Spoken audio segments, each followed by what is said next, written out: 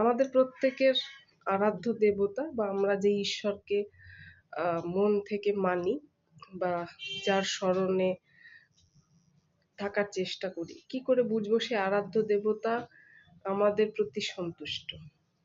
১,০০,০০০ টাকার ঠাকুরকে ভোগ চড়ালাম, ২,০০,০০০ টাকার ভোগ চড়ালাম, মন্দিরে লাইন দিয়ে পুজো দিলাম, আহ নিজের বাড়িতে পুজো দিলাম, নিয়মার্চা করলাম, অনেক সুন্দর করে ঠাকুরঘর তৈরি করলাম। না, সেটার মাধ্যমে কোনোরূপেই আমরা ঈশ্বরের সান্নিধ্য লাভ করতে পারি না বা আমাদের আরাধ্য দেবতার কোন মানে প্রিয়জন হতে পারি না। প্রিয়জন তখনই হতে পারবো যখন মানুষ হয়ে মানুষের কষ্ট বুঝবো, একটা জীবের কষ্ট বুঝবো। সবার প্রথমে পৃথিবীর সর্বশ্রেষ্ঠ জীব মানুষের মনের দুঃখের সাথে সমদুঃখী হতে পারবো, প্রকৃতির সৌন্দর্যের সাথে নিজেকে মেলাতে পারবো। প্রকৃতির সৌন্দর্যটা যখন চোখে অতীব সুন্দর লাগবে, জীবে প্রেম করতে পারবো, তখনই মনে রাখবো যে আমরা ঈশ্বরের সান্নিধ্যে